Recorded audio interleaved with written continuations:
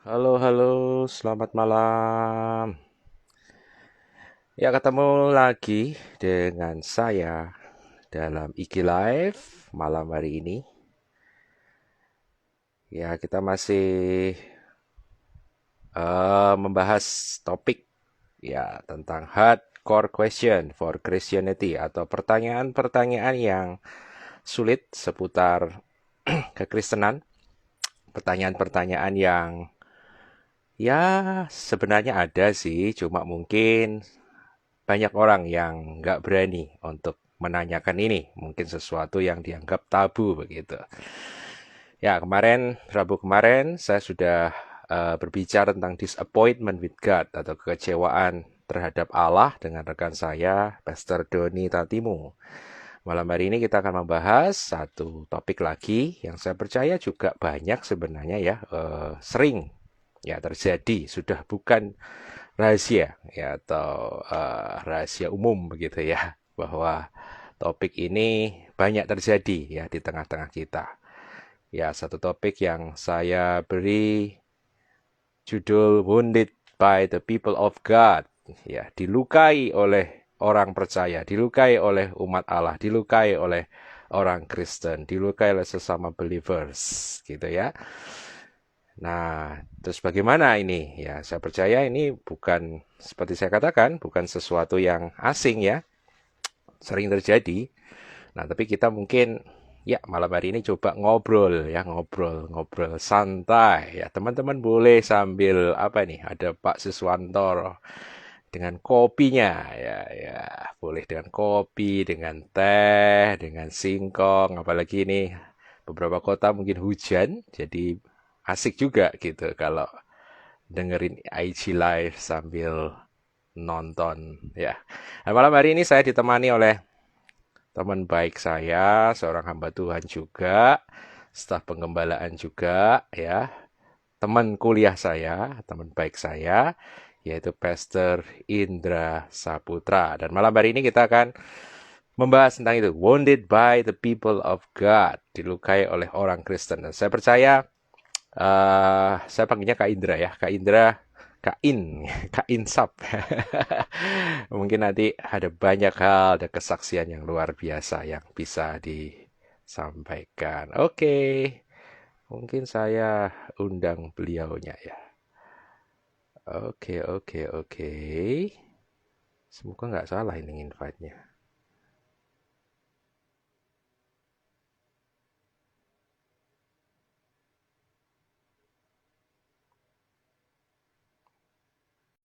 Fiturnya baru sih, jadi agak-agak canggung gitu.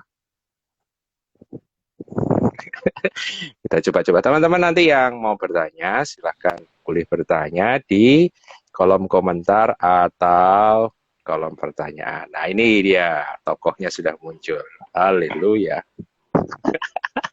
Selamat malam, bro. Malam, bentar, saya masih betulin tripod nih. Beli baru ya? Enggak, cuma masih perlu di Adjustment. pas, dipaskan. Dipaskan. Itu bahasanya, dipaskan. Oke, oke. Gimana hari ini? Nyoblos? Hari ini nyoblos mana? Oh, sudah agak hilang ini. Sudah hilang ya? Kelihatan sedikit ya. Gimana tadi proses pencoblosannya?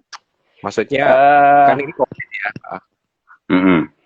Kebetulan di rumah saya nggak terlalu rame sih. Tadi waktu saya datang itu di depan saya ada 3 orang saja dan Hmm. setelah itu keempat, kelimanya saya dan istri. Jadi udah itu aja. Saya jam setengah 8 pagi udah ke TPS, udah nyoblos di sana. Gitu Warga sih. negara teladan ya, luar biasa. Kita harus memberikan contoh yang baik buat semua orang. Pakai pakai protokol, protokol kesehatannya jalan di sana. eh Jalan juga, kita masuk di tes suhu, terus kemudian dikasih apa namanya sarung tangan, terus Hmm. kemudian jarak disuruh jaga juga. Hmm. Ya karena kita datang nggak lama kemudian langsung masuk, langsung nyoblos udah langsung pulang. Jadi ya langsung aja, nggak ada yang apa yang apa gimana gitu, karena lagi Pakai kosong juga. pakai masker nih, pakai masker tetap. Oh iya, tentu pakai masker harus. Oh. Cuma ketambahan sarung tangan itu ya. Iya, tambah sarung tangan aja. Cuma Oke. tadi nggak diarahkan untuk cuci tangan sih tadi yang di tempat saya ya. Hmm. Itu aja yang kayaknya kurang, karena saya tanya ke adik saya, eh, di tempatnya dia disuruh cuci tangan dulu gitu ya. Kalau di tempat saya tadi Oh, enggak. Itu oh aja gitu ya. bedanya. Iya, Oke. seperti Ya, itu. oke buat teman-teman yang juga sudah nyoblos ya di berbagai kota bisa nyoblos ya. Oke.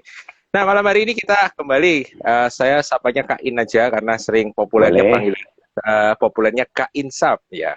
Iya. Kita bahas topik ini Kak In yang ya saya percaya ini topik yang sebenarnya nggak rahasia sih, cuma kadang-kadang mau ngomong itu Hmm, akan suka tentang wounded by the people of God atau dilukai oleh sesama orang percaya atau mungkin bahasa populernya itu mungkin kalau di antara kita itu kepahitan gitu ya, bitterness, ya. kepahitan gitu. Nah, Hmm, saya ingin bahas karena menurut saya kalau kita sih secara umat manusia, secara umum kan biasa ya, kita pasti pernah ngelukai orang lain, dilukai oleh orang lain. Nah, tetapi di dalam kalangan kita, gereja, orang Kristen, menurut saya ini tentang dilukai dan melukai ini kan sesuatu yang topik yang juga penting. Saya lihat beberapa waktu yang lalu saya nggak tahu di IG-nya atau di Facebook-nya Kain kan juga sempat nempelin satu ayat Ibrani 12 ayat yang ke-14 ya tentang malam hari ini, ya. tentang hari ini, Hmm, tentang bagaimana bahwa seseorang itu jaga dirinya supaya tidak menjauhkan diri dari kasih karunia Allah, supaya tidak timbul akar yang pahit yang katanya bisa mencemari banyak orang gitu kan. ya. Di pandangan Kain sendiri gimana ini tentang kepahitan ini? Memang apakah kepahitan ini ada sesuatu yang begitu pentingnya di dalam diri orang percaya atau kita bisa menganggapnya biasalah itu kan masalah umum atau sesuatu yang sangat penting sampai Alkitab sendiri istilahnya satu ayat itu berbicara, saya percaya banyak ya, tapi yang eksplisit mungkin satu ayat itu berbicara tentang kepahitan. Gimana Kak Indra memandang itu dan bagaimana mungkin bisa melihat bahwa apakah kepahitan itu ada korelasi gitu hubungannya dengan iman seseorang atau pertumbuhan seseorang, kerohanian seseorang. Gimana menurut Kak Indra? Iya. Kalau menurut saya gini, kalau kita masih berhubungan dengan seseorang atau dengan orang banyak, kita tentu akan ada itu. Hmm. Melukai dan dilukai itu pasti ada. Cuma Hmm. sekarang bagaimana kita belajar bersama malam hari ini, khususnya untuk kita ini, bagaimana kalau kita dilukai, sikap kita seperti apa. Kalau kita mungkin nggak sengaja lah, ya kalau disengaja ya kayaknya nggak enak gitu. Kalau nggak sengaja melukai seseorang, apa yang harus kita lakukan? Nah, Hmm. kalau tadi pertanyaannya, apakah kepahitan itu sesuatu yang cukup penting sampai Alkitab menuliskannya, dan bagaimana kepahitan itu apakah berhubungan dengan pertumbuhan iman seseorang? Saya percaya ini ada korelasinya, ada hubungannya tentunya. Hmm. Ya, kepahitan adalah sesuatu yang harus diperhatikan dengan cukup cukup waspada. Kenapa? Karena kalau orang pahit, maka semua yang dikerjakan nggak akan maksimal. Ya, orang kalau hatinya udah pahit, apapun yang dikerjakan nggak akan maksimal. Dan Hmm. kemudian siapapun yang dihadapi juga nggak akan jadi berkat. Siapapun orang Hmm. yang kita hadapi, orang itu nggak akan dapat berkat dari hidup kita yang pahit. Kalau kita ngomong kita ya. Hmm. Kalau kita pahit, kita kerja nggak maksimal, kita kerja pasti asal-asalan, kita nggak Hmm. sungguh-sungguh, baik pekerjaan, baik melayani, baik melakukan sesuatu, pasti nggak Hmm. sungguh-sungguh, karena udah pahit gitu ya. Hmm. Dan yang Hmm. berikutnya, hidup kita pasti nggak jadi berkat. Ya, itu pasti. Kenapa? Saya kasih contoh aja, saya kasih contoh. Hmm. Mungkin Gun pernah minum jamu yang pahit, Oh, atau pernah. sesuatu yang pahit, Pernah. makanan atau minuman yang mungkin sengaja, mungkin nggak sengaja. Orang kalau makan atau minum sesuatu yang pahit, wajahnya gimana? Pasti nggak Betul. enak dilihat kan? Hmm. Hmm. Rasanya iye gitu ya. Nah, saya percaya orang kalau kepahitan itu kayak gitu ya. wajahnya Hmm. nggak enak dilihat gitu ya. Artinya apa? Sesuatu yang keluar dari hidupnya nggak enak gitu, nggak bisa Hmm. dinikmati. Orang kalau kepahitan kayak gitu ya. Karena Hmm. itu karena itu ini sangat penting. Ini juga berpengaruh dengan artinya ada korelasi dengan pertumbuhan iman seseorang karena itu semua sebenarnya berasal dari hatinya. Karena itu firman Tuhan katakan di Amsal 4 ayat 23 itu jagalah hatimu dengan segala kewaspadaan karena dari situ terpancar kehidupan. Jadi hatilah sumber pahit atau manisnya seseorang. Karena itu kita Hmm. mesti jaga hati kita dengan waspada, dengan sungguh-sungguh supaya dari hati ini memancar sesuatu yang manis saja, yang Hmm. membawa kehidupan, ya, bukan kematian atau kepahitan. Nah, Hmm. kepahitan sangat berhubungan dengan pertumbuhan iman seseorang karena orang yang pahit hatinya akan susah mengalami pertumbuhan iman. Ya, orang kalau Hmm. terus kepahitan terus, maka pertumbuhan kerohaniannya tidak akan maju, bahkan mungkin stagnan atau mungkin malah mundur. Kalau orang terus Hmm. simpan kepahitan, ya. Hmm. Saya contohkan gini, saya pernah nanam pohon atau tanaman itu di pot gitu ya. Ya, saya kutip sekali lagi ayat yang tadi dikatakan oleh Pastor Gunawan, Ibrani Hmm. 12 ayat 15, firman Tuhan katakan gini, jagalah supaya jangan ada seorang pun menjauhkan diri dari kasih karunia Allah, agar jangan tumbuh akar pahit. Ya, jangan tumbuh akar pahit yang menimbulkan kerusuhan dan yang mencemarkan banyak orang. Jadi kalau akarnya aja udah pahit, Hmm. maka tumbuhannya pasti nggak bagus gitu. Ya, Oh. saya kasih contoh gini. Saya pernah nanam sesuatu tanaman lah, tanaman hias gitu ya. Hmm. Dan ternyata kemudian saya perhatikan nih tanaman kok nggak tumbuh ya, malah lama-lama daunnya apa ya, kering satu persatu gitu ya. Hmm. Nah, kemudian karena saya curiga kenapa saya bongkar kan potnya. Kalau Hmm. kebetulan potnya nggak terlalu besar. Saya Hmm. bongkar potnya, ternyata akarnya banyak yang mati karena ada semut yang apa ya, ngerubungin Ya, akar itu, bukan. semut semut Bukan. warna hitam itu ya. Nah, akibatnya akarnya mati, pertumbuhannya nggak maksimal. Bahkan kemudian daunnya itu lama-lama kering satu persatu. Saya Hmm. membayangkan seperti itu. Kalau hati kita ada akar kepahitan, maka tumbuhan yang ada di atasnya pasti nggak akan bisa tumbuh. Hmm. Pasti akan stagnan, ya. Kalau Hmm. tidak, pasti akan mundur mati bahkan. Nah, Hmm. karena Hmm. itu sangat berhubungan perkerohanian seseorang dengan hati yang harus dijaga supaya tidak ada akar pahit. Sehingga Hmm. kemudian hati kita itu manis, hati kita benar, dicontohkan akarnya benar.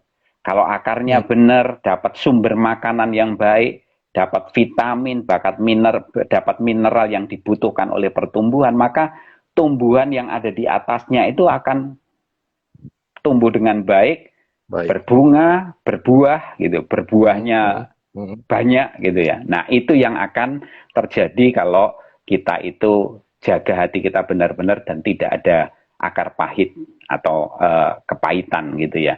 Jadi Hmm. pertumbuhan kerohanian seseorang sangat berhubungan dengan hal ini. Seperti itu. Ya. Saya highlight ya tadi, seseorang yang kalau kepahitan, maka segala sesuatu yang dikerjakannya tidak akan maksimal. Kalau Betul. seseorang menyimpan kepahitan, maka dia nggak bisa jadi berkat. Ya, Iya. kalau seseorang kepahitan, pertumbuhan rohaninya juga akan stagnan gitu ya.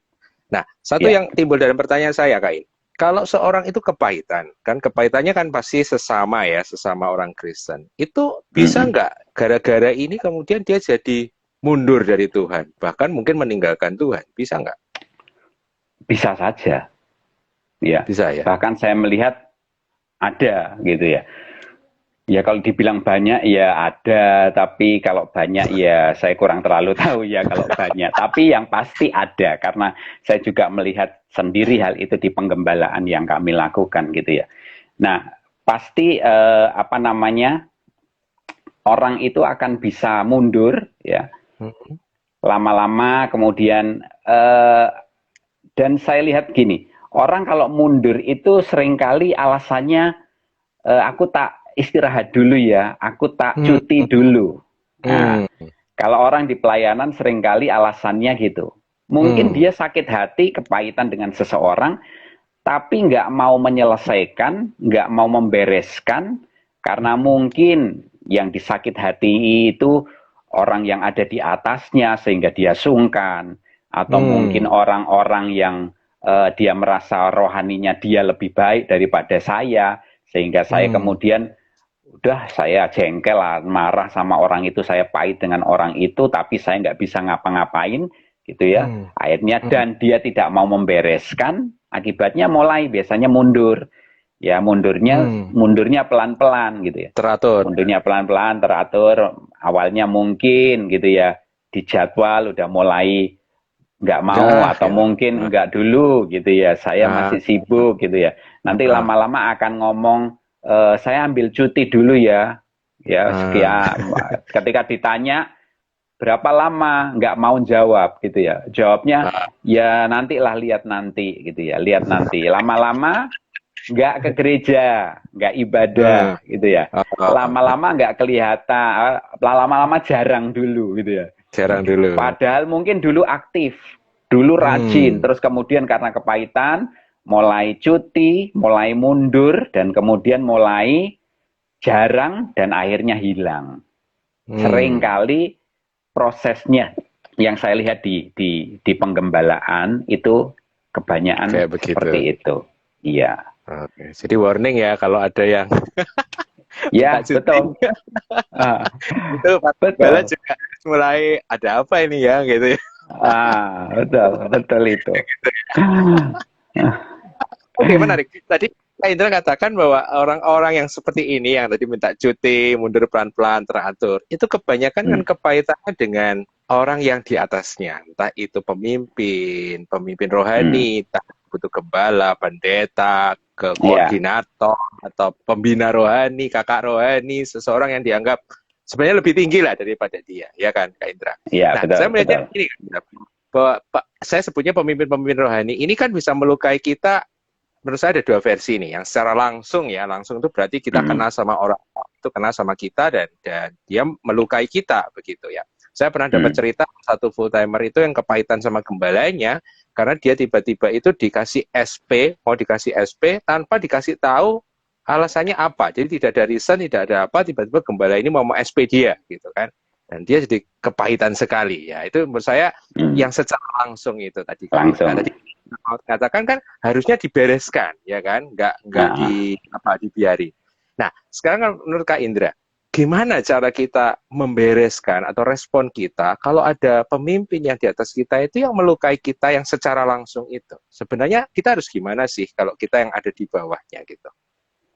oke. Ya, mungkin orang yang dilukai itu apalagi dengan pemimpin ya. Hmm.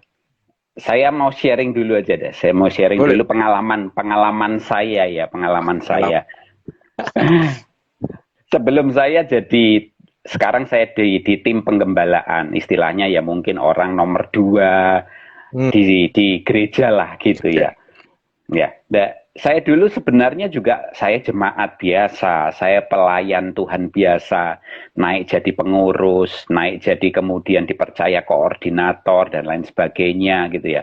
Nah, Hmm. kalau ngomong soal kepahitan, ya saya mau ngomong, saya orang nomor satu yang harusnya kepahitan. Saya ceritain nih, Hmm. Hmm. ceritanya. Hmm. Saya punya pemimpin, saya punya gembala. Gembala saya orangnya selalu gembala saya yang dulu ya. Yang dulu. Orangnya nggak pernah ngomong enak gitu ya. Ngomongnya itu selalu nyelekit ya. Hmm. Bikin bikin orang itu mungkin sakit hati gitu ya. Berulang kali saya udah merasa, aduh aku nyerah deh, aku udah mau keluar, aku udah mau menyerah, aku udah give up Ah. gitu.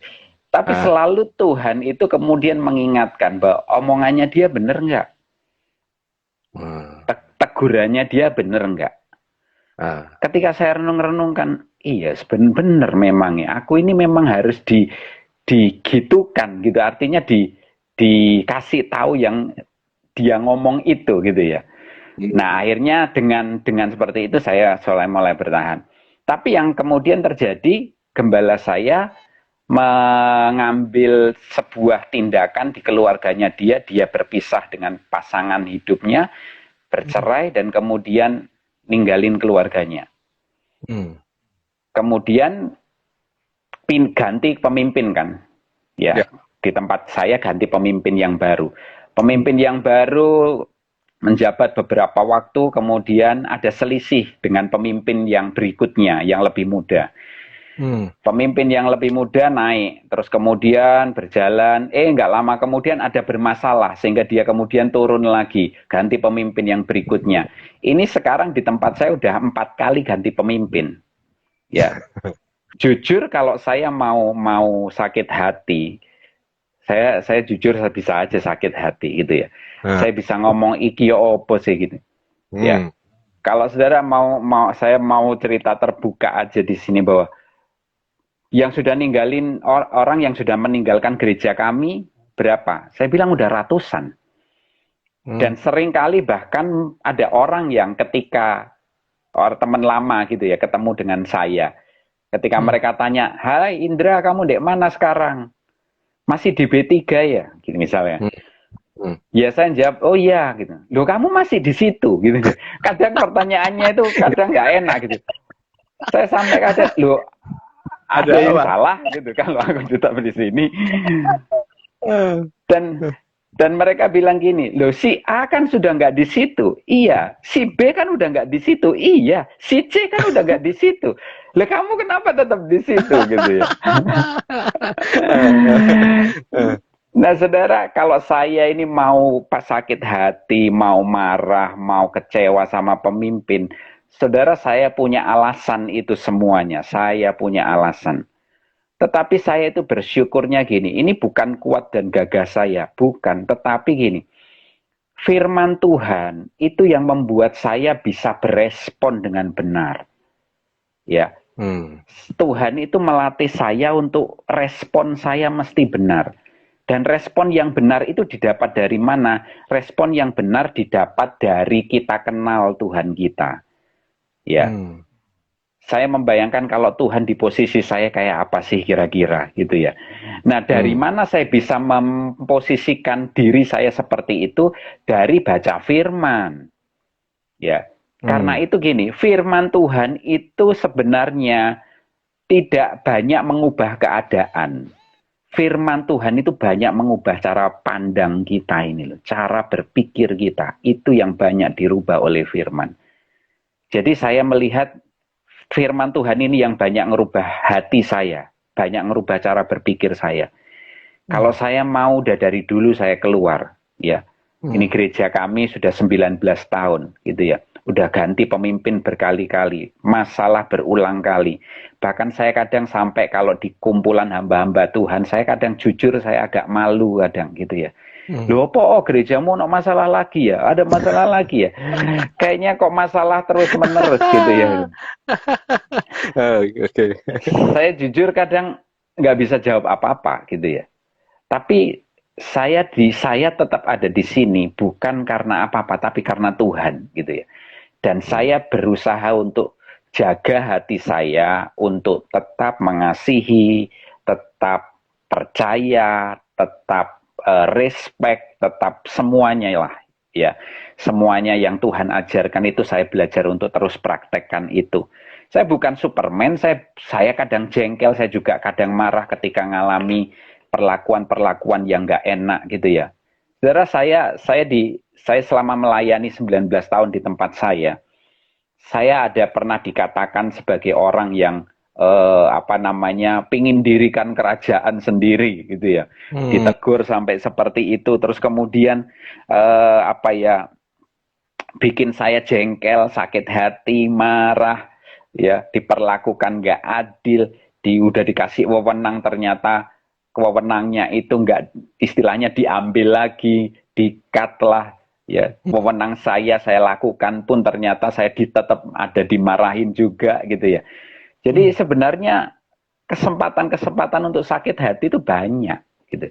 Tetapi Mm-mm. sekali lagi, respon kita ini yang menentukan. Dan respon kita itu kita dapatkan dari kenal akan Tuhan. Respon kita itu didapatkan dari kita itu membaca firman Tuhan. Cara Mm. berpikir saya banyak diubah oleh firman Tuhan itu. Jadi sekali lagi ini saya ngomong gini bukan kebanggaan, bukan apa, tapi firman Tuhan itu yang sungguh mengubah hati saya. Sehingga kemudian ketika ada hal-hal yang nggak enak, ya mungkin seperti tadi, apa dilukai oleh pemimpin secara langsung, tidak langsung, tapi semuanya itu membentuk saya, membuat saya bisa berespon dengan baik. Sehingga Mm. tidak ada yang istilahnya hati saya tetap beres gitu ya. Hati saya Mm. tetap beres.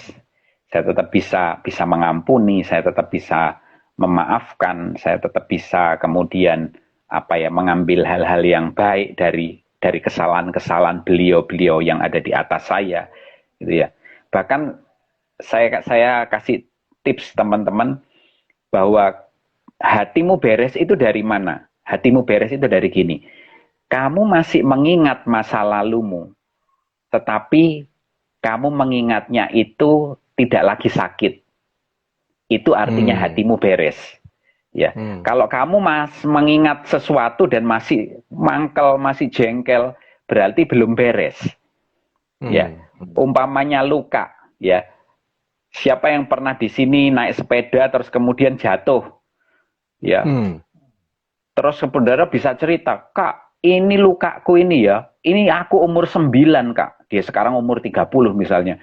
Ini waktu aku umur 9, Kak. Waktu itu aku naik sepeda dikejar anjing. Wow, dia bisa cerita. Tapi lukanya itu kan sudah sembuh. Dan dia Ya, sudah nggak ngerasain sakit. Dia ya. bisa cerita itu dengan cerita itu dengan ketawa, dengan lucu gitu ya. Padahal itu kan Mm. menyakitkan. Nah, Mm. kepahitan itu kayak gitu. Kalau kamu beres, kamu bisa ceritakan itu dengan tenang, bisa ceritakan itu dengan nggak malu gitu ya. Mm. Bukan Mm. bukan berarti terus kemudian kita harus nutup, enggak, terbuka aja karena kita udah beres gitu. Ya, Mm. luka itu udah sembuh. Jadi ditowel-towel pun ya nggak akan ada rasa sakitnya lagi gitu ya. Itu itu artinya hati kita udah beres. Nah, itu salah satu indikasi bahwa waktu kita membereskan itu seperti itu. Jadi kalau ada saudara pernah disakiti oleh para pemimpin saudara, baik langsung, tidak langsung, ya, Mm. seperti Mm. yang mungkin tadi ada yang sedikit yang saya ceritain itu mungkin saudara juga pernah ngalami. Belajarlah untuk responi itu dengan benar. Mm. Beresponlah dengan benar. Saya tidak menyalahkan orang yang pindah gereja, ya. Mm. Kalau saudara mau pindah gereja, ya, pindahlah dengan damai sejahtera. Saya Mm. ingatkan itu. Jangan saudara pindah dengan kepahitan. Percuma. Nanti kalau saudara pindah dengan kepahitan di tempat yang baru pun akan mengalami hal yang sama. Mm. Saya kalau ditanya teman saya, kamu masih di situ, kamu masih di B3. Iya. Terus mau kemana lagi gitu. Karena saya, Masa ke B2 karena lain. karena saya ini 8 tahun itu jadi ketua DPA, ya. Hmm. Sorry 6 tahun jadi ketua DPA, ya. DPA itu Saya apakah itu? dulu, Tahu kan sorry, DPA? Departemen Pemuda dan Anak Gereja Bethel Oke. Indonesia, Yes. se-Surabaya, Ah. membawai sekitar 100 gereja, gitu ya. Jadi paling enggak gini, saya tahu 100 gereja, saya kenal 100 gereja minim GBI, gitu ya. GPI. Dan saya 10 tahun jadi pelayan atau staf BPD. BPD itu Badan Pekerja Daerah GBI, Gereja Bethel Indonesia juga. Nah, saya di situ saya juga kenal lihat banyak gereja. Dan saya ngambil kesimpulan semua gereja sama. Masalah tetap ada. Ada. Jadi pindah kemanapun kita akan nemui masalah yang sama. Hmm. Tetapi yang menentukan adalah kita ini ketika diproses Tuhan hati kita bagaimana. Berespon dengan benar tidak. Ya, firman Allah jadi dasar respon kita atau daging kita atau ego kita. Kalau firman Tuhan jadi respon, dasar dari respon kita, saya percaya kita akan dibentuk lewat semuanya itu. Ya, kita nggak akan kemudian sakit hati, kepahitan dan lain sebagainya. Jadi kalau saya sarankan ke teman-teman, kalaupun kalian kemudian mau memutuskan pindah gereja, pikirkan baik-baik. Aku keluar ini karena sakit hati atau karena memang sudah waktuku untuk dipanggil Tuhan ke tempat yang lain, jadi berkat di tempat yang lain, gitu ya. Kalau memang jadi berkat di tempat yang lain, silahkan. Saya kadang ketemu anak-anak youth saya dan mereka ngomong, Kak, saya mau pindah ke gereja yang lain. Saya ngomong, kalau memang kamu dipanggil seperti itu, berangkatlah dengan damai sejahtera, sukacita. Kalau perlu minta doa saya berikan, gitu ya. Saya perbolehkan dia, gitu. Saya izinkan dia. Dan sampai sekarang saya punya beberapa anak-anak muda itu yang udah pindah ke gereja lain, saya tetap baik sama mereka, saya tetap kontak sama mereka. Ya. Jadi artinya respon kita itu akan sangat menentukan untuk kita ini ketika ada yang menyakiti kita, itu semua akan membentuk kita, bukan menjatuhkan kita. Kalau kita responnya benar. Mungkin itu aja yang saya bagikan. Tadi ada yang kasih komen, kakak panutanku. Terus ada ya Kenneth ini ya, Apa? kenal kayaknya Kak Indra. Kenneth, halo gitu. Halo juga Kenneth gitu. Nah, mungkin satu Kak Indra. Tadi Kak Indra bilang respon kita itu bisa tepat karena firman. Ya, karena firman yang kita baca. Mungkin Kak Indra bisa share satu saja. Mungkin tentang value atau pengajaran dari firman yang Kak Indra dapat tentang bagaimana meresponi kepada para pemimpin yang melukai kita. Satu saja, mungkin value apa atau pengajaran apa gitu. Sorry, suaranya agak putus-putus, gimana? Pertanyaannya apa, Oh, Gun? agak putus-putus ya? Putus-putus. Iya. Ya, tadi Kak Indra kan bilang respon kita kan ditentukan dari firman kan? Kak Indra bisa share nggak satu prinsip atau satu value yang Kak Indra dapatkan dari firman yang membuat Kak Indra bisa tetap tekun di dalam proses atau nggak istilahnya nggak kepahitan, nggak pindah, itu apa? Satu aja yang Kak Indra dapatkan selama ini. Oke, ya. Salah satu respon saya adalah gini. Ketika saya diperlakukan nggak enak atau menyakiti gitu ya, menyakitkan saya, jujur jengkel, saya marah. Itu respon manusiawi kita yang pertama gitu ya. Tetapi saya mengingatkan kita semuanya, termasuk saya juga, jangan membuat keputusan ketika marah. Orang yang marah pasti keputusannya sering kali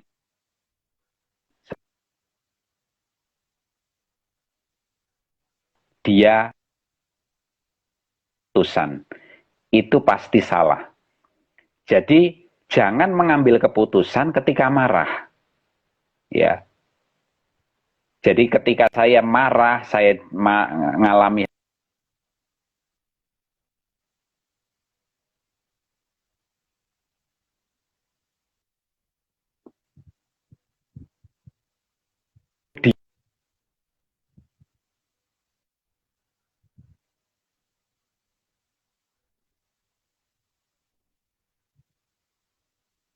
ya mungkin saya juga pernah lah curhat ke orang, curhat ke teman gitu pernah. Tapi nomor satu biasanya kalau saya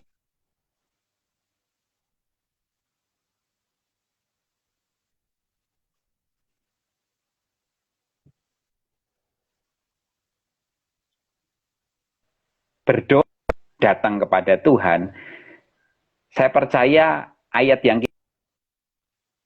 kita saya bacain lagi ya. Ayat yang kita baca tadi, jagalah supaya jangan ada seorang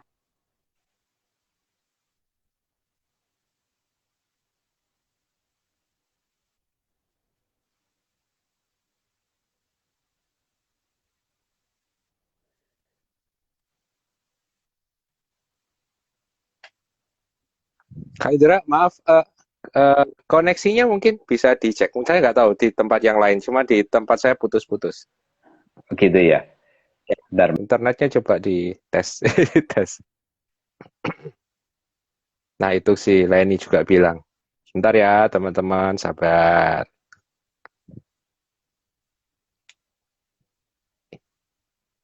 Internetnya kayaknya, ya.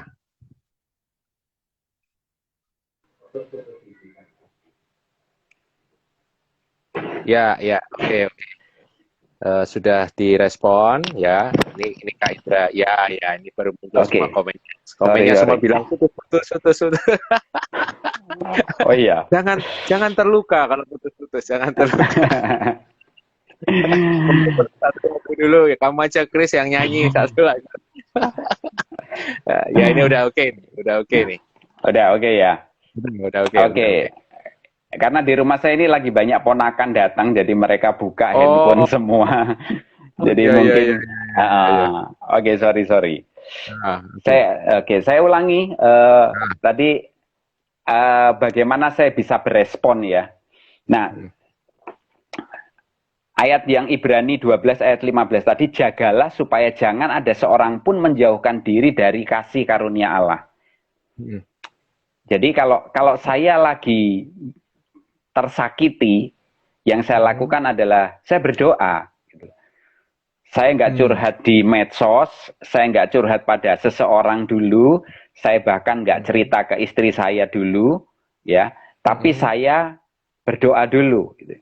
Saya ngomong sama Tuhan, saya ngomong Tuhan aku jengkel, Tuhan aku marah, Tuhan aku, pingin pingin apalah gitu, pingin ninju seseorang atau apa gitu ya.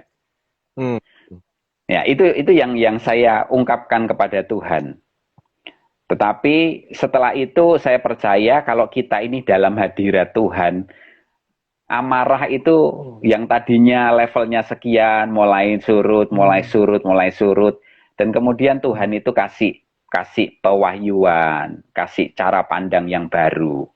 Ya, kayak orang itu kalau foto, ya teman-teman pernah Hmm. foto dan fotonya itu backlight gitu ya. Kita mungkin membelakangi cahaya gitu ya, sehingga Ya, kemudian foto kita itu nggak bagus gitu ya. ya, Nah, ya. akibatnya apa yang harus kita lakukan? Kita harus cari sisi yang lain.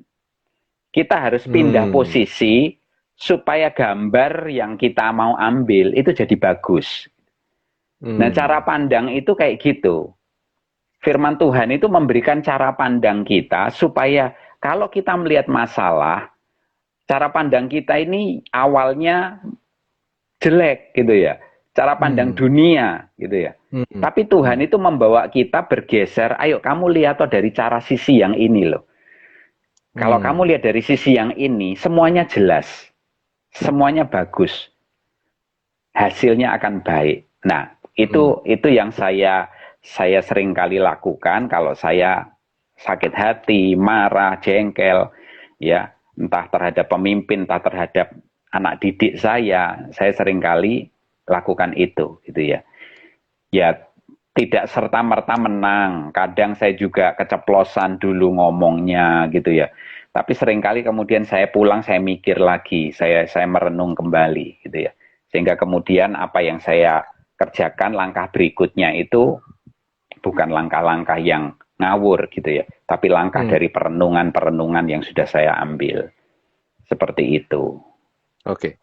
Nah, ini Kak Indra, tadi kita ngomong dan kebanyakan kalau kita ngobrol dengan seseorang yang wounded by the people, orang yang terluka oleh karena umat Allah, itu biasanya seperti tadi kita bilang kan biasanya dilukai oleh orang yang ada di atasnya, entah itu pendeta, leader, gembala, pembina rohani. Tapi walaupun mungkin jarang ya, tapi ada. Saya temukan gini, pemimpin yang terluka karena jemaatnya gitu.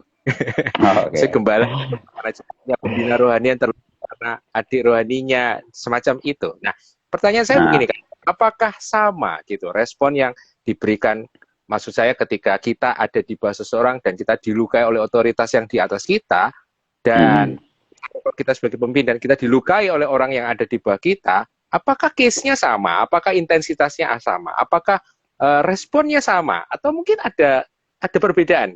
Menurut Kak Indra gimana? Menurut saya sih sebenarnya sama dalam arti gini.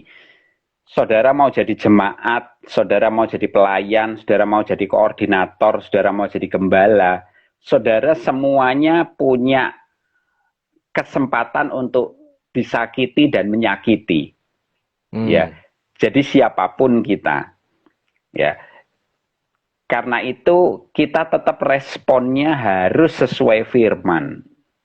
Itu yang paling penting.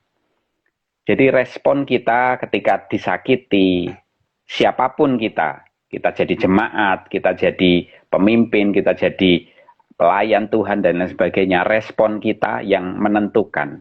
Saya kasih contoh lagi, ya. Saya di penggembalaan ini banyak sekali contoh gitu ya. Suatu hari saya waktu itu di tahun lalu kalau nggak salah, tahun lalu 2019 ya kira-kira. Ada gereja kami di ibadah yang kedua itu kan jam 10 sampai jam 12. Ya. Kita setelah selesai acara, setelah ibadah, biasanya kemudian disediakan makanan kecil, snack-snack kecil gitu ya. Nah, waktu itu anak saya ya yang masih remaja, dia waktu itu ke belakang, ke tempat lobi di mana ada kue-kue di situ. Dan dia ikut bantu jaga gitu ya, jaga kue-kue. Karena memang sebaiknya satu orang cuma ambil satu kue gitu ya. Terus kemudian ada jemaat. Jemaat ini memang kebetulan ya suka makan gitulah ya. Dia ngambil kue gitu. Dan ketika dia ngambil kue, selesai dimakan, nggak lama kemudian habis dia mau ngambil lagi. Dan ketika dia mau ngambil lagi, anak saya negur. Anak saya ngomong. Dia ngomong gini, satu orang satu. Dia ngomong gitu. Ternyata orang ini tersinggung, bapak ini tersinggung. Dan dia kemudian marahin anak saya gitu. Kamu jangan ngelarang-larang saya ya, saya mau ngambil berapapun terserah saya gitu ya. Anak saya dimarahin kayak gitu, nah dia lapor kan ke istri saya. Waktu itu istri saya sedang membantu bendahara ngambilin uang persembahan. Dan saya ada di dekat situ gitu. Nah waktu itu anak saya ngomong, Ma, aku dimarahin sama orang itu gitu ya. Dimarahi siapa itu gitu. Dimarahi kenapa? Cerita anak saya. Dan ketika saya dengar itu cerita itu ya saya ngomong ya sedalam hati saya ngomong ya udahlah gitu ya. Terus kemudian saya ke belakang, saya ke tempat lobi itu gitu. Dan ketika saya ke lobi itu masih jemaat banyak makan makanan kecil di situ gitu ya. Saya ngobrol sama satu jemaat. Ternyata bapak yang tadi itu nggak terima gitu. Dia datangin saya. Dia datengin saya, dia marahin saya. Dia kasih tahu, Ndra, omong ngono anakmu ya. Jangan ngelarang-larang orang ngambil makanan. Gereja ini menyediakan makanan untuk dimakan, bla bla bla bla gitu. Nah, saudara, saya sebenarnya waktu itu juga cukup jengkel gitu ya. Maka saya keceplosan ngomong. Saya ngomongnya kayaknya rohani gitu ya. Tapi kalau marah itu menyertai apapun perkataannya mesti salah walaupun rohani loh. Berkata tuh ya. Iya. Saya ngomongnya gini. Harusnya Koko ini yang bertobat. Karena memang orang ini seringkali ribut soal makanan di gereja gitu loh. Nah, ketika saya ngomong kayak gitu, dia tambah marah gitu ya. Dia tambah teriak-teriak gitu ya. Dia teriak-teriak membuat banyak orang itu akhirnya ngelihat kami kan gitu ya. Lihat kami dan dia nantang-nantang saya, dia ngajak saya bertengkar, dia ngomong-ngomong kotor, dia dipisu-pisui gitu ya, bahasa Surabaya itu. Saya dalam hati siapa yang nggak marah, tentu marah, tapi saya berusaha menguasai diri gitu ya. Akhirnya udah nggak saya hiraukan, saya ninggalin tempat itu gitu. Saudara tahu, hari Senin hati saya nggak enak. Hari Selasa hati saya nggak enak. Hari Rabu hati saya nggak enak. Hari Kamis akhirnya saya nggak tahan. Saya siang itu, hari Kamis siangnya, saya WA istrinya dia. Saya ngomong, saya tanya, Ci ada di rumah ya? Gitu. Terus istrinya jawab, karena saya kebetulan nggak punya WA-nya suaminya, saya cuma punya WA istrinya. Saya ngomong, saya mau ke rumah. Terus saya bilang, saya mau minta maaf sama suaminya. Gitu. Saya datang ke rumahnya. Saya datang ke rumahnya. Begitu saya datang, saya langsung ulurkan tangan saya langsung ngomong, kok saya minta maaf, saya salah. Saya nggak ngasih penjelasan apapun, saya cuma ngomong saya minta maaf, saya salah. Di situ kemudian dia ngomong panjang lebar, dia nasihati saya, dia kasih tahu istrinya juga, nasihatin saya, mestinya gini loh, mestinya gitu, dan lain sebagainya. Saya diam, saya nunduk, saya bilang iya, oke, iya, oke. Kira-kira 40-45 menit. Ya, ya kayak khotbah gitu, saudara. Saya dikhotbahin. Saya dikhotbahin gitu ya.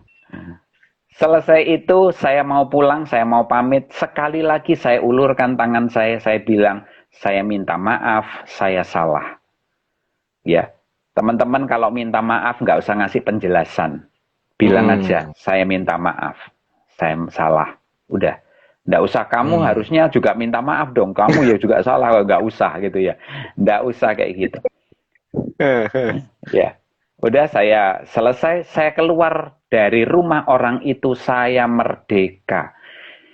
Saya rasanya kayak orang menang lotre gitu ya, menang undian berhadiah gitu ya. Saya ngerasakan damai sejahtera sukacitanya Tuhan, luar biasa mengalir. Nah, saudara tahu, ketika kita melakukan firman Tuhan, ketika kita respon firman Tuhan dengan benar, saudara, yang dirubah Tuhan itu kita, yang mau merespon. Orang lain, saya kasih tahu, orang itu nggak berubah. Orang itu tetap bencekno. Orang itu tetap nyebelin. Tapi tetap Tuhan berubah. Tetap nggak, tetap nggak berubah. Tapi Tuhan itu merubah kita yang mau melakukan firman. Itu loh hebatnya firman Tuhan. Siapa yang melakukan firman Tuhan, katakan dia yang akan berbahagia. Ya bahagianya bukan karena dapat duit, enggak. Tapi karena hati kita beres. Nggak ada pahit, nggak ada sakit, nggak ada kecurangan, nggak ada apapun, nggak ada kecewa, sakit hati, nggak ada semuanya. Dan ketika kita membereskan, kita melakukan bagian kita, kita itu kayak dapat sukacita yang melimpah gitu ya. Sukacita yang meluap-luap dari hati kita. Karena kita menang. Menangnya bukan lawan orang itu, enggak. Lawan daging kita, lawan kita sendiri. Ego kita itu. Wow, itu sih biasa, yang mungkin salah satu kesaksiannya. Luar biasa. Ada satu insight yang harus teman-teman yang ikuti IG Live ini tadi, apa yang disampaikan Endra luar biasa. Kalau minta maaf, cukup minta maaf, jangan ditambahi yang lain. Sebab kalau ditambahi yang lain, tidak jadi minta maaf, jadi penjelasan atau tuntutan. Minta maaf ya minta maaf. Betul. Jadi masalah baru nanti. Saya ingat, saya pernah merenungkan satu kalimat, ketika kita meminta maaf ataupun melakukan itu, sebenarnya yang jadi problem yang lebih penting bukan siapa benar siapa yang salah, tapi apakah respon kita benar atau salah gitu ya. Bukan siapa benar dan siapa salah, tapi bagaimana respon kita, apakah benar atau salah, menurut saya gitu. Nah, oke, Kain. Sekarang kita coba masuk, karena beberapa hari ini Kain saya ngamatin gitu, terus dengan rekan-rekan teens ya, ini kita bicara sekarang masuk ke lebih mungkin ranahnya ke milenial, ke teens, ke youth gitu ya. Masalah wound terluka ini ternyata kan bukan hanya di circle gereja. Kalau tadi kita ngomongnya kan banyak ke pelayanan gereja, jemaat gitu kan. Nah, tapi hari-hari ini juga ya anak-anak yang terluka itu karena orang tuanya, dan kebetulan orang tuanya Kristen. Gitu kan. Jadi mereka Kristen terluka karena apa? Ya mungkin salah satunya omongan orang tua atau perlakuan orang tua yang dianggap tidak fair. Bahkan ada beberapa yang saya dengar itu memang nggak benar gitu ya, misalnya ngata-ngatain anaknya bodoh lah apa-apa semacam itu. Nah, sekarang Kain, dalam posisi kita sebagai anak, ya, menurut saya kan bounded oleh parents, orang tua, family, orang yang paling dekat dengan kita, itu kan lebih sakitnya di sini gitu ya, dibandingin, menurut saya dibanding dengan di gereja.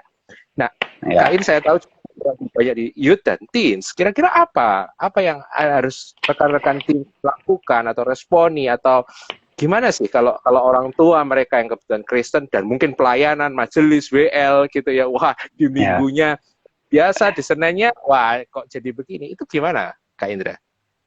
Oke. Ya, saya lebih banyak menjawab lewat kesaksian ya, supaya apa yang saya bagikan ini bukan teori, tapi kehidupan saya gitu ya. Jadi saya akan juga nanti kesaksian seperti itu gitu ya. Ya. Nah, sekali lagi saya mau cerita tentang kehidupan saya. Saya lahir dari keluarga yang Kristen. Papa saya guru agama Kristen di sekolah Petra, SMA Petra. Semua orang tahu, kalau orang di Surabaya khususnya, semua orang tahu ini sekolah seperti apa gitu ya. Saya lahir keluarga Kristen, papa saya Kristen, guru agama. Ya, kurang Kristen opo ya. Kalau guru olahraga gitu mungkin kurang Kristen gitu ya. Walaupun di sekolah Kristen. Tapi ini saya udah Kristen, keluarga Kristen, papa saya Kristen, guru agama Kristen lagi. Jadi Kristennya itu super, bisa kualitas super gitu. Tapi ini yang terjadi, Gun. Saya beberapa kali ngelihat ayah saya mukulin kakak saya, ya, mukul secara fisik, ngata-ngatain juga, gitu ya, ngata-ngatain yang nggak baik lah. Namanya orang emosi selalu omongannya tentu nggak baik, gitu ya. Ya, oke. Ya, dan saya sendiri pernah dipukul juga. Cuma kebetulan kalau kita berempat gitu ya, kita 4 bersaudara, saya ini terhitung cukup disayang sama papa saya. Kenapa? Karena saya ini anaknya cukup nurut gitu ya. Cukup nurut, dan kemudian ya sejak kecil saya belajar untuk bantu orang tua, nyapu rumah, apa semuanya itu saya udah lakukan. Bahkan kelas 4 SD saya udah nyuci baju sendiri gitu ya. Jadi saya cukup mandiri, kami cukup mandiri gitu ya, keluarga kami gitu. Nah, suatu hari yang saya juga nggak pernah lupakan adalah gini. Saya pernah melihat dengan mata saya sendiri, papa saya melakukan perselingkuhan.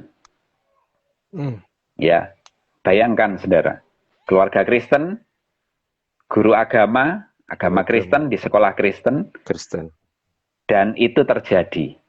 Ya, sekali lagi kalau ngomong soal kepahitan, saya nomor 1 bisa kepahitan. Tapi sekali lagi juga firman Tuhan, karena itu firman Tuhan ini sangat penting.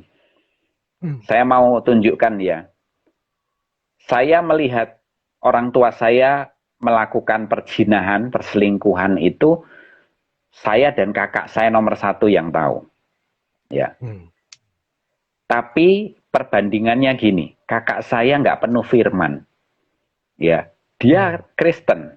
Tapi ya Pak Kristen pada umumnya, ke gereja ya, tapi tidak pernah baca firman, tidak pernah berdoa, cuma sekedar ya orang Kristen lah, kalau minggu ya ke gereja, itu pun kalau nggak ada kesibukan, kalau ada kesibukan ya enggak gitu ya.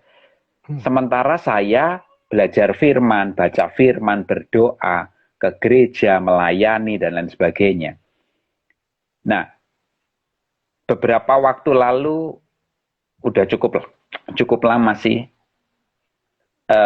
kakak saya akhirnya meninggalkan istri dan anaknya.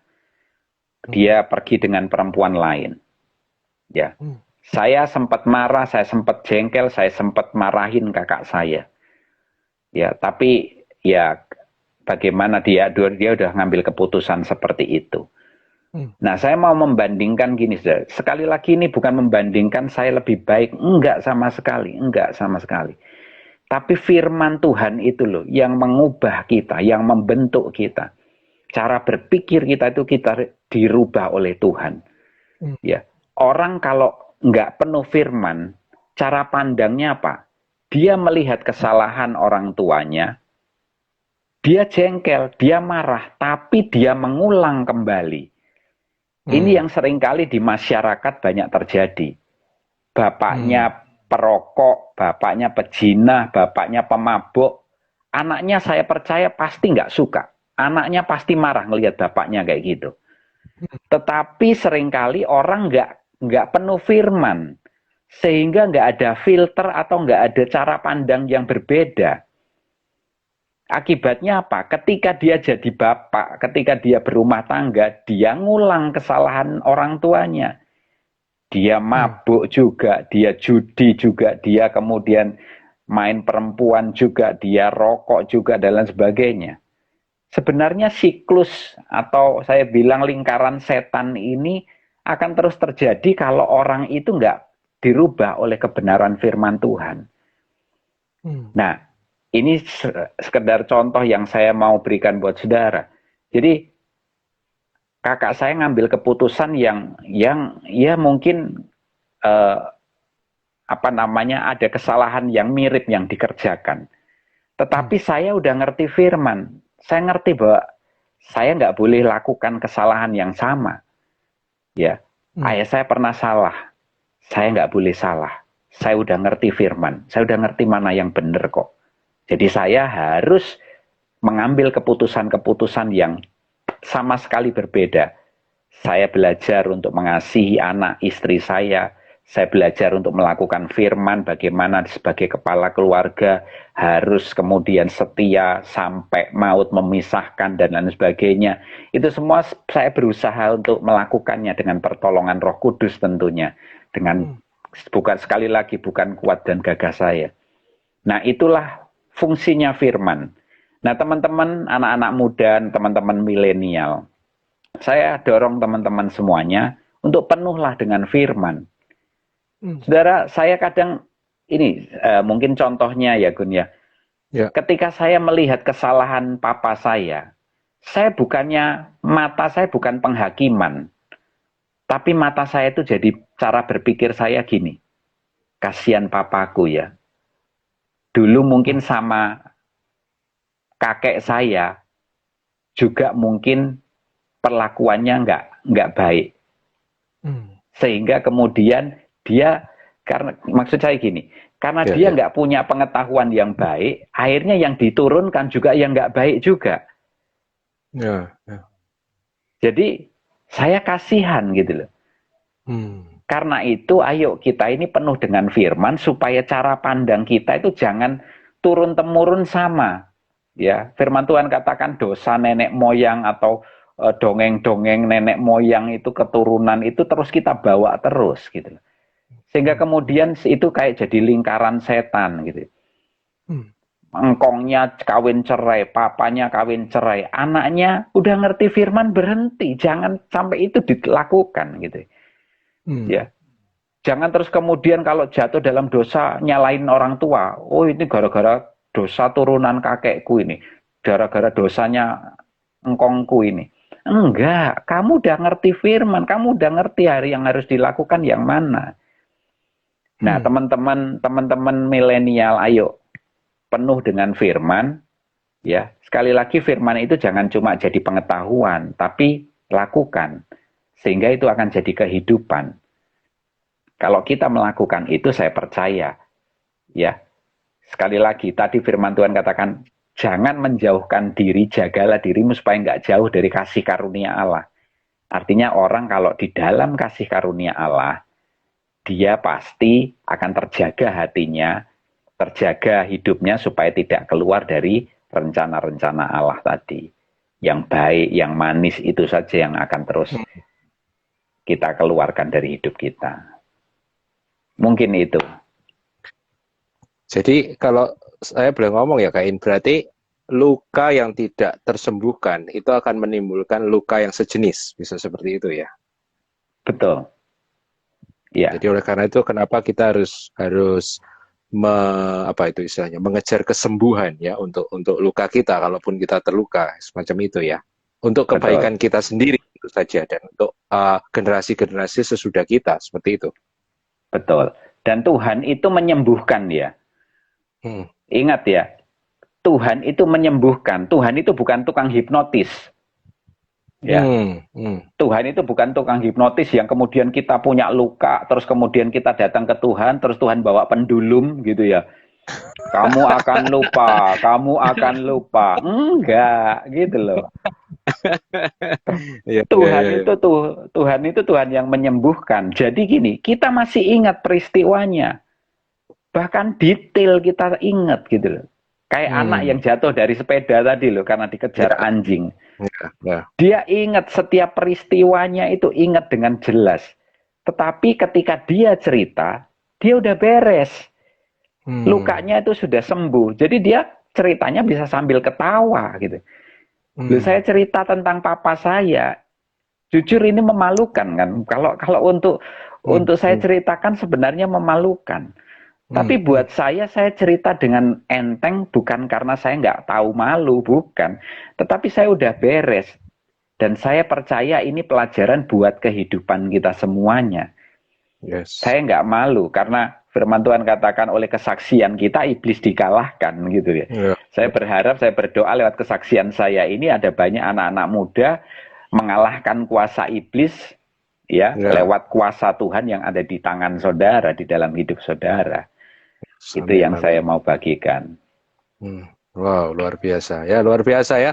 Saya harapkan juga rekan-rekan yang dengerin ini, IG Live ini bisa belajar. Sekali lagi, Tuhan bukan tukang hipnotis, tapi Tuhan adalah penyembuh kita yang luar Amin. biasa. Ya, Asal kita mau, asal kita buka hati, Roh Kudus dan firman Tuhan pasti akan mampu menyembuhkan kita. Gitu ya, Kak Indra ya.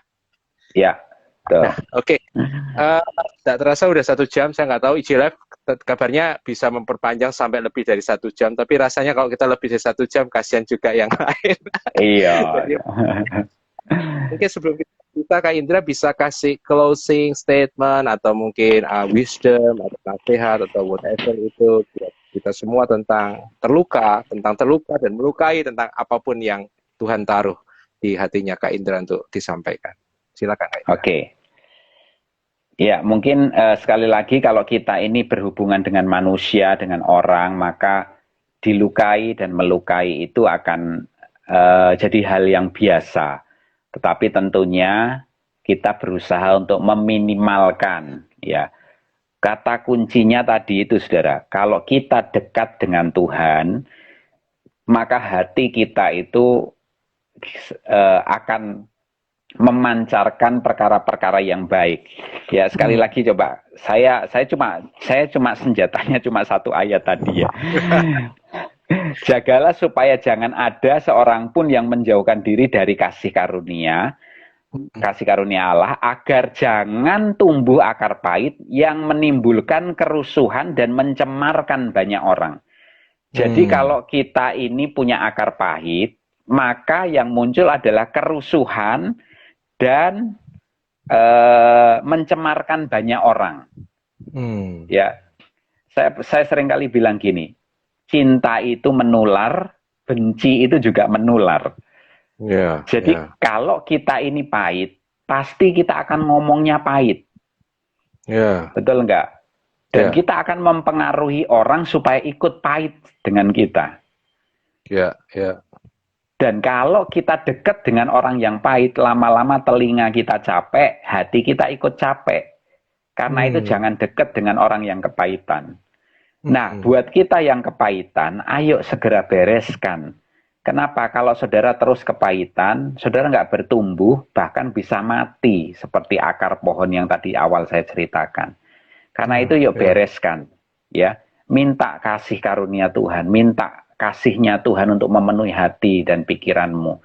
Sehingga kasih Hmm. karunia Tuhan itu terus menjaga hidupmu.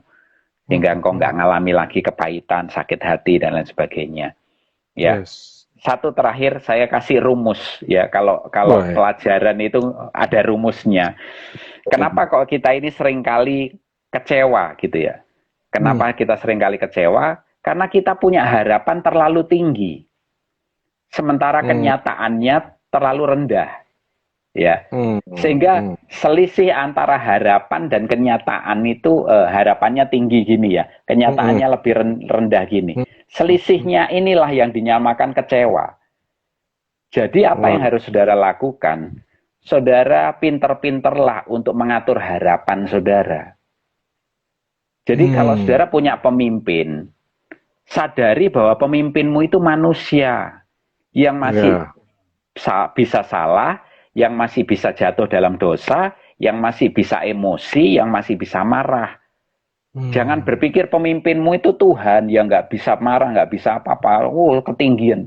Begitu ngelihat pemimpinnya ternyata marah, waduh, dek sini dek, kecewa banget. Selisihnya ini kecewa namanya. Harapan dan kenyataannya terlalu jomplang gitu ya. Sehingga kecewanya lebar. Nah, kalau saudara turunkan harapanmu, maka kemudian engkau akan sesuai, ya balance gitu ya. Ini akan membuat hatimu terjaga. Ya, saya sekarang lihat pemimpin-pemimpin, saya nggak terlalu mendewakan mereka. Saya kadang kagum dengan mereka, punya karunia, punya kefasihan lidah, punya karakter yang baik. Saya oke, saya sangat bersyukur, saya sangat kagum. Tetapi saya juga menyadari bahwa mereka masih manusia. Jadi ketika saya melihat mereka marah, saya ngomong dalam hati saya, oh iya, mereka masih manusia. Dan yang kita lakukan, kita doakan mereka. Kita ngomong, Tuhan, jaga hidup mereka. Supaya mereka nggak sampai membuat orang lain kemudian tersakiti atau apa. Pokoknya kita bisa hati kita itu bisa balance gitu loh, sudah. Kita nggak menghakimi, kita nggak ngata-ngatain, kita nggak kemudian ninggalin gereja, ninggalin Tuhan gara-gara harapan kita yang ketinggian itu. Dalam banyak hal kita jangan sampai naruh harapan terlalu tinggi. Ya, dalam rumah tangga pun, dalam berteman harapanmu ini aturan dewek gitu. Kamu sih ngerti. Kamu sih ngerti hatimu. Kamu itu kekuatan hatimu itu sampai sapiro gitu ya. Nah, kekuatan hatimu itu sampai 7, ya wes harapanmu sampai 7. Ya, jangan dinaikkan lagi. Ya, kalau perlu diturunkan lebih bagus, diturunkan sedikit gitu ya. Supaya nanti kalau kemudian kau dapat lebih, ya, kenyataannya lebih gede, itu kan luar biasa. Itu yang namanya excellent gitu ya. Bagus gitu ya. Ya, itu aja sih mungkin tips. Saya dapetin ungkapan nih, pengharapan yang realistis dan pengharapan yang progresif gitu ya, kurang lebih. Pengharapan realistis maksudnya disesuaikan dengan realita, masih seperti leader. Your leader is not angel, your leader is human ya, tapi juga progresif. Maksudnya jangan sampai sangat tidak punya pengharapan sama sekali kan. Kita harus progresif tadi kan, sesuai dengan kapasitas hati kita. Begitu kapasitas hati kita membesar, pengharapan kita pun boleh dinaikkan dalam skala yang lebih besar. Gitu ya Kak Indra ya? Betul, sip. Luar biasa memang. Oke, thank you Kak Indra malam hari ini. Sama-sama. Buat sharingnya, buat insight-nya. Saya percaya ini akan memberkati semua yang dengerin IC Live kita malam hari ini, baik rekan-rekan yang sudah dewasa muda, yang tua, yang senior, yang milenial, terutama kesaksian-kesaksian yang tadi saya percaya akan sangat memberkati kita semua. Thank you Kak Indra buat kesempatannya. Sama-sama. Next time saya akan undang lagi join dan topik yang lain ya. Dan terima kasih juga buat rekan-rekan yang juga sudah bergabung dengan IG Live kita. Dan silakan untuk ikuti terus selama bulan Desember ini tiap hari Rabu saya akan undang beberapa rekan untuk bicara tentang hard question for Christianity. Besok Rabu depan saya akan undang salah satu rekan juga yang bergerak di pelayanan profetik, yaitu Christopher Lawrence, dan kita akan bicara satu topik yang juga panas hot, yaitu saya kasih judul When the Prophet Failed. Jadi ketika nabi-nabi itu gagal, dan kita akan bicara tentang nubuatan-nubuatan yang mungkin tidak tergenapi, nubuatan-nubuatan yang mungkin salah atau bagaimanapun. Ini bagaimana? Apakah itu nabi palsu? Apakah itu nabi bagaimana? Gitu kan? Karena banyak juga orang yang terluka, kecewa karena janji-janji atau nubuatan yang diberikan lewat nabi-nabi ini yang tidak tergenapi. Jadi jangan miss, nantikan nanti bincang saya dengan Christopher Lawrence hari Rabu yang akan datang ya. Thank you sekali lagi Kak Indra. Salam buat sama-sama. Salam buat keponakan-keponakan yang ada di situ.